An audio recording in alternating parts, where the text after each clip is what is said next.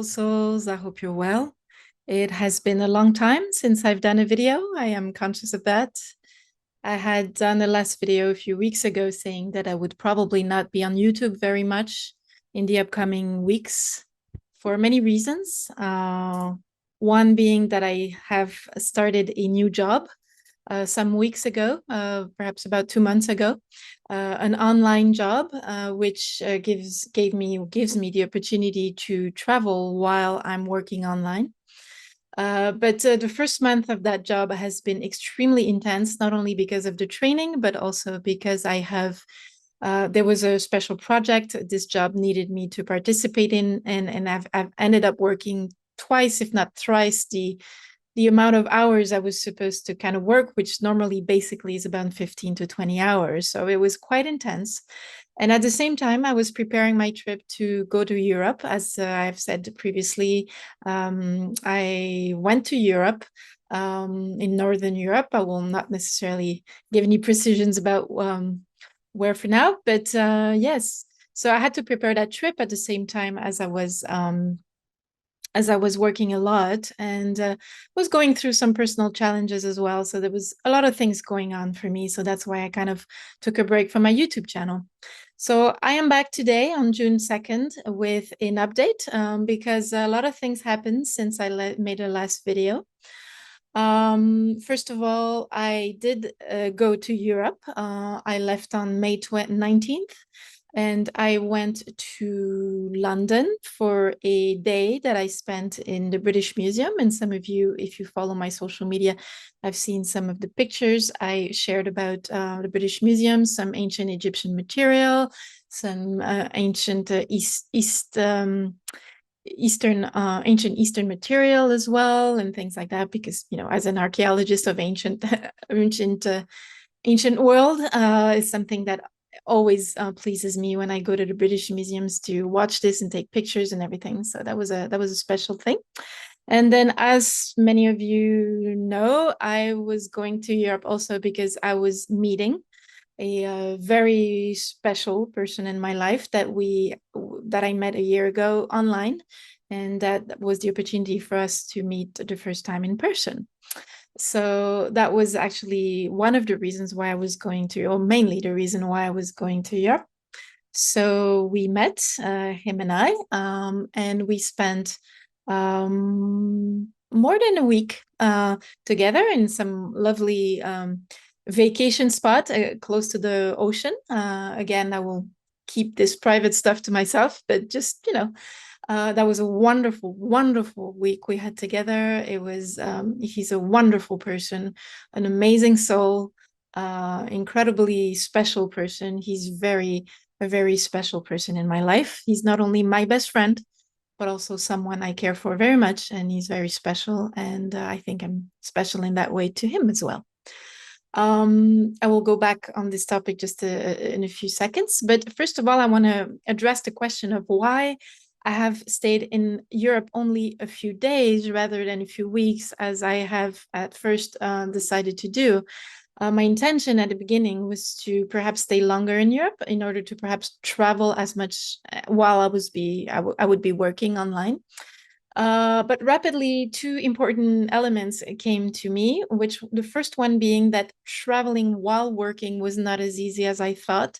So being a digital nomad was quite challenging for me to not only deal with, meeting that special person, working while traveling at the same time. I always felt so frustrated that I could not see the different places I wanted to see because there was always that moment in the day when I had to work my 4 or 5 hours, depending on the day. And that was kind of frustrating. And so I realized that perhaps the digital life was not so much for me, digital nomad. So I decided that perhaps I would come back to Montreal. And that would be my main place of stay. My usual one-room studio that I live in, that I've been living in for 2 or 3 years now. Very, very simple life, very with a lot of voluntary simplicity. This has been my choice for many years now, to live in one room studio where it costs me as little as possible. So this way I'm able to hopefully travel more. And so the purpose would be to continue living in Montreal, but more often try to travel and take a week or 2 weeks here and there, maybe every 2 or 3 months, to travel around, maybe in Northern Europe, as I always is my favorite kind of places to go. And this way, not be so much of a digital nomad, but be a person who lives in a very simple way, but also travels around often during the year. And I would manage my schedule of work to work a lot before and after my traveling. So this way I would be able to, when I'm traveling for a week or 2 weeks, 2 weeks, I would be completely free from work in that period. So that's sort of what I'm kind of aiming at right now in terms of, so in case of you are interested about the nomadic life or digital nomadic life, just remember that it can be quite challenging to travel while you're working. So it's something you have to try for yourself. And I needed to try that for myself, and I did it. It was a wonderful experience, but I realized that it's not so much for me. I find it too frustrating. I prefer to be most of the time here in Montreal, which is also a place I love, and I have my family here. I have some friends, and it's a place that I call home somehow. But I can still travel every 2 or 3 months somewhere for a week or two, and enjoy the possibility of still being a little bit of a nomad without being one constantly. So that was one of the reasons why that kind of precipitated a little bit my return to Montreal. That was one thing. The second thing was the prices of Europe. In Northern Europe, the prices were incredibly high for everything, as they are everywhere right now. But because of the Canadian dollar has a very low value, and it's almost half of the British pound and almost half of the euro, and it's a little bit more than half of the US dollar, but still, the Canadian dollar is very poor right now. So it made trips in Northern Europe quite expensive. So I realized that I would not be able to stay many weeks in Northern Europe as I wished to do originally. And that's why I had taken only a one-way ticket, thinking that perhaps I would stay a few weeks there and decide when I wanted to come back. Unfortunately, because of the prices of those tickets and the prices of everything, when I started to investigate what would be the price for my return ticket, it became absolutely clear to me that the prices were out of this world. A ticket from Montreal to, let's say, London, in that case, was normally is about $700. Now the return ticket was about $2,500, which was absolutely insane. It was the triple of the price. So there was no way I could, not triple much, but much more. There was no way I was going to be able to afford that. So I had to jump on the first ticket that was available that was less than $2,500 to come back to Montreal.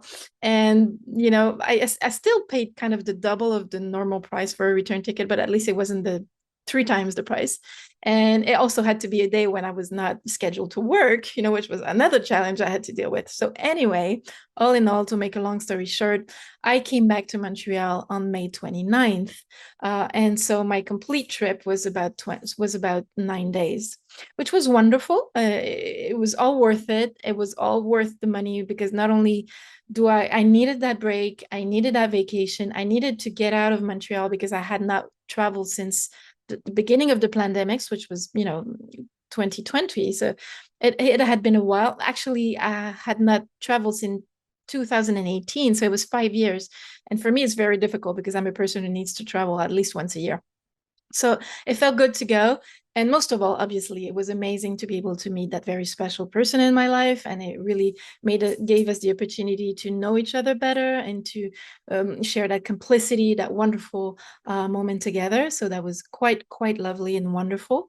And so I feel it was really all worth the trip. But it's okay that I'm back in Montreal in my life here, because I need to,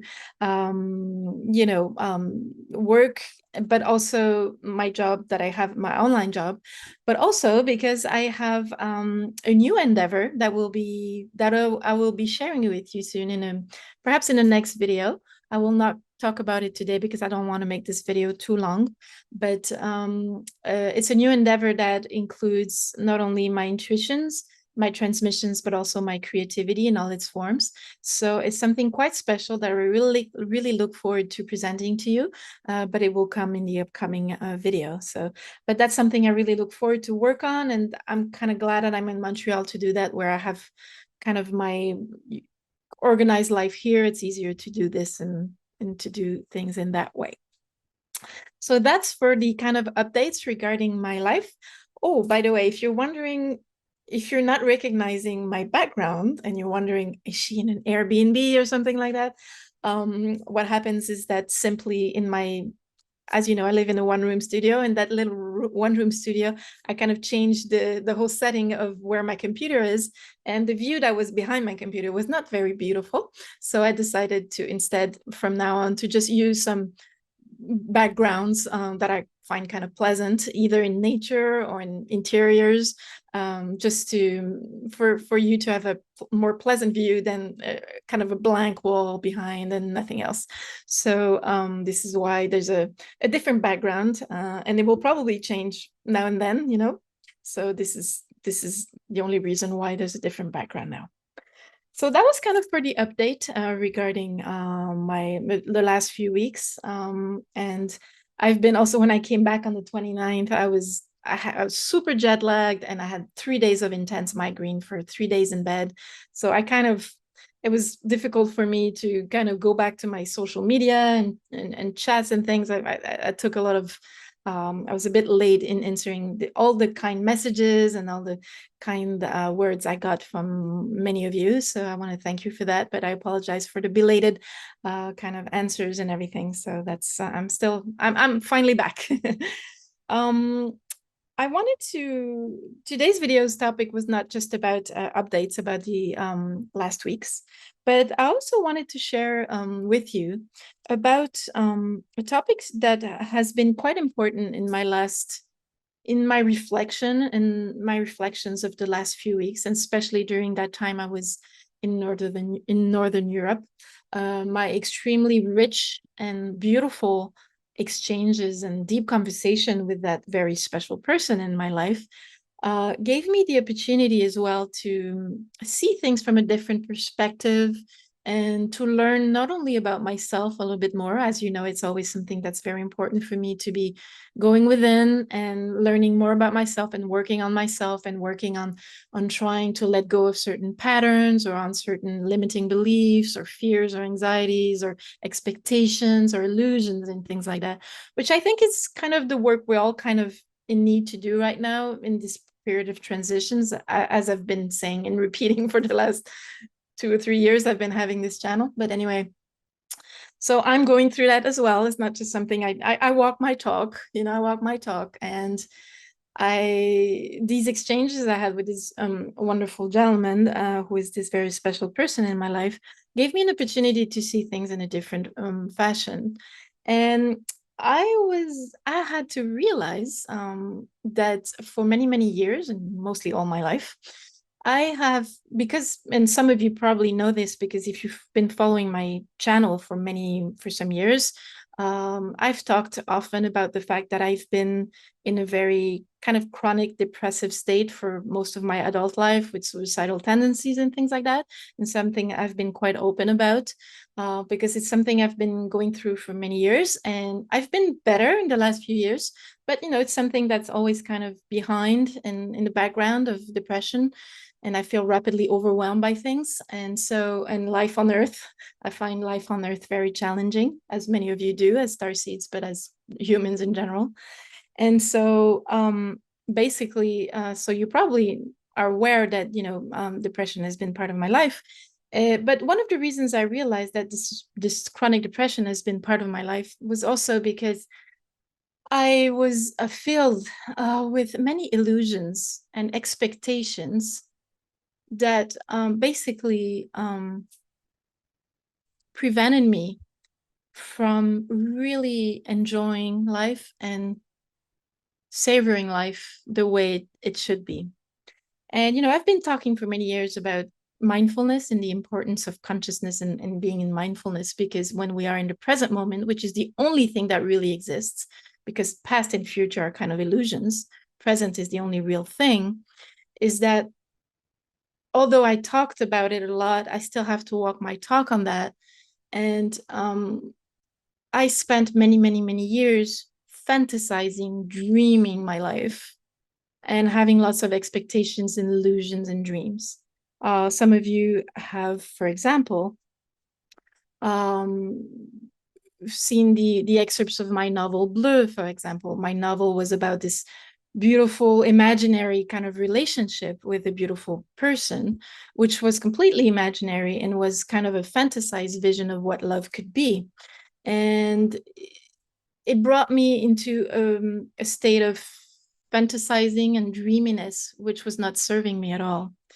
And I was kind of caught up in that. I was really kind of stuck in this, and I was really having trouble getting out of this.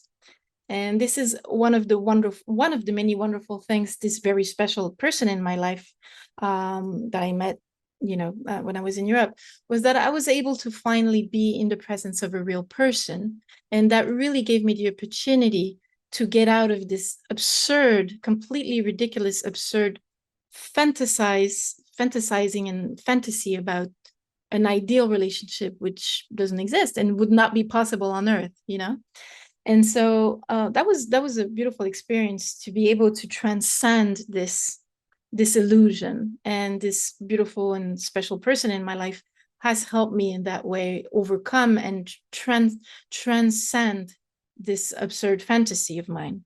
But that's one of many examples. For example, I had also this long-term fantasy that I would live in Europe, in Northern Europe, and that this is where I should be living, and this is where I should move for some reason. And it's probably due to past life, because I've had many past lives in Northern Europe, and modern and very ancient, and it's a region that I'm very kind of connected to. And so for many years, I kept repeating as a kind of a mantra, I'm going to go live in Northern Europe. I'm going to live in Northern Europe. And again, this last time that I went a few days ago, I had kind of this fantasy again that I would go and live there. And this is why I just took a one-way ticket, because again, I was in this fantasy that this is where I was supposed to live in. And again, I realized this was just fantasy. I was not this when I was there in presence, I realized that no, I was not more happy there than I was here, which was the fantasy, was that there, when I'm going to be there, I'm going to be happy. Not that I was unhappy in my vacation, but I also knew that it's not because I was going to be in Northern Europe that I was going to be more happy than I would be here in Montreal. And I realized that the problem with all of this had to do with my conception, or my point of view, or my perception of what is happiness and the actual concept of happiness. And I realized that happiness is kind of a concept that has been, I don't know, that's been kind of imposed on us as something we should look for and search for and aim at desperately. And I realized how unhappy it makes us. How, not unhappy, because how discontent the search for happiness really makes us, gives us in the end. Because the search for happiness is the illusion that somewhere else, in some other time frame, in some other place, with some other person, by being someone else, by achieving certain goals, by having certain amounts of money, by having certain amounts of objects, by living in a certain place, by being thinner or bigger or whatever other, problem you think you have about your body or whatever, anything, that makes you think that if you achieve that, then you're finally going to be happy, which is a complete illusion. It's a complete delusion, actually. And it's the ego and the mind that, contribute to make us believe this is true when in fact it's false. And this is something that I kind of knew intellectually in the back of my mind from Eckhart Tolle, which I've listened to for many years, who talks about the present moment and the importance of being in mindfulness in the present moment. But I realized that I was always kind of chasing ghosts and chasing happiness, whatever that was, in ideas that I would be happy when I would have this, or when I would be there, or when I would be with that person, or when I would be in that relationship, or when I would be doing this or that, or being this or that. And then I realized again how completely false this all was. And again, this really special person in my life, being who he is, a person who's very mature and very kind of wise in his own way, and very kind of present and very mindful to the present moment, and really be content with the present moment. That really taught me a lesson about my life, and it really made me realize how I was always projecting in the future or somewhere and everything like that. And that was a very special, very, very special lesson I kind of learned from him. And I come back to Montreal with a lot more kind of wisdom about that. I still have to work on it. But when I came back, I realized how content I was to be having my life here in Montreal. I have this one room studio, which is very simple. I live this voluntary simplicity, where I don't have to spend a lot because things are very simple here. I don't have a car. I don't have a house. I don't have a dog. I don't have children. I don't have necessarily a husband or a partner I live with. And all of these things give me an immense amount of freedom to be who I am, to work on myself, to concentrate on my inner journey and my spiritual journey, which has always been my priority, but also my intuition, my transmissions, and my creativity, which are always part of my life and will be even more, like I said, when I'm going to continue this endeavor. I will talk to you about later in another video. But I realized that I had already everything that I needed. Perhaps, yes, sometimes I'd like to travel a bit more in Northern Europe because it's a place I love. So if I can, I will try to do that. I will aim at travel sometimes, maybe once or twice a year, to be able to go to Northern Europe. But that doesn't mean that I have to live there, that I have to completely change my life, that I have to, I can just be happy here and content and satisfied and be in plenitude. And the lesson I've learned from all of this is that happiness, in my view, and my own personal opinion, is BS. Happiness is something that is not achieved. I think happiness is like perfection. It's something we can aim at a little bit, but it just gives us kind of a pressure that we never attain. I realize now that I would replace the word happiness by being content, being in plenitude, being in presence, being in mindfulness. And that, in my view, is really the way to live a satisfying life. And by not encouraging the ego and the mind to always look for that thing that will make you happy, whatever that is, you are finally in the present moment, and then you are in the richness of the now.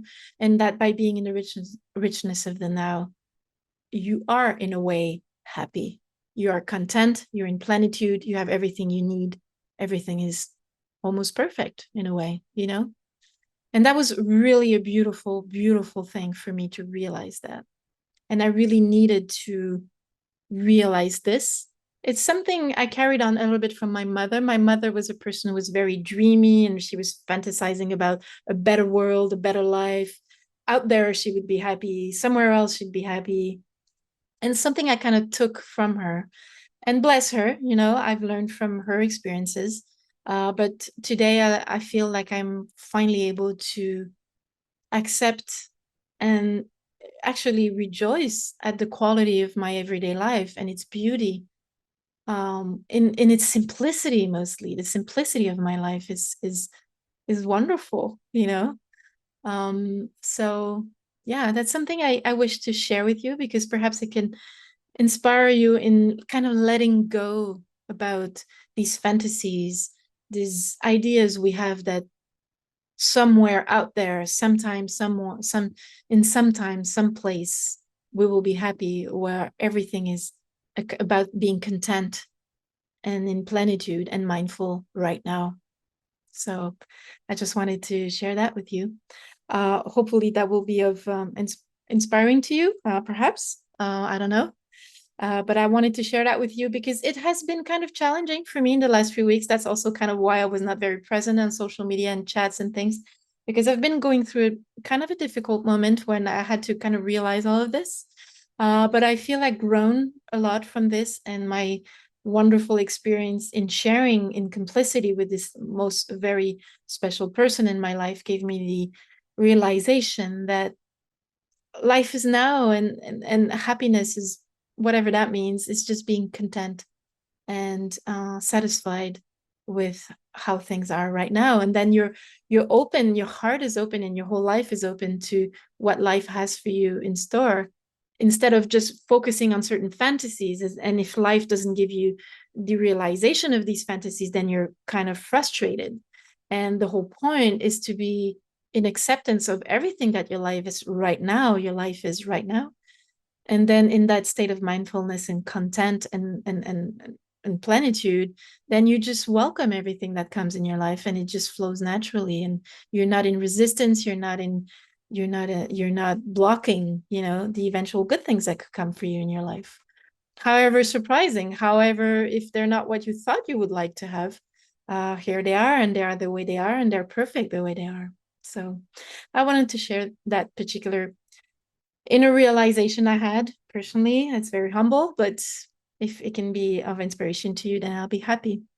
I'm going to stop here. I don't want to make this video too long, but I will start doing videos again. Not only because I want to present to you the process in which I've been in the last few weeks, where I've discovered, with the help of someone, perhaps what my next endeavor will be regarding intuition, transmissions, and creativity. And hopefully that will inspire you, and that will, that will bring, beauty in your life, and interesting things. And I hope it will inspire you to, in your own spiritual journey, and in your own creativity, and in your own grounding, and in your own going within in your spiritual journey. So I wish you a lovely day. Send you high vibrations as usual. Take immense care of yourself. I love you very, very much. I wish to thank all of you who have sent me those beautiful birthday wishes. I really appreciate them. I'm sorry if I was not able to answer them at the moment you sent them on the 22nd of May, because I was kind of caught up in this whole thing going on, this whole traveling and working and being with that special person. But I want you to know that I appreciate with all my heart your kindness, your presence, your generosity in that way. And I want you to know that I love you all very, very, very much. And take immense care of yourself. We'll talk to you soon. Bye. All my gratitude for helping this channel bring positive vibes to more people.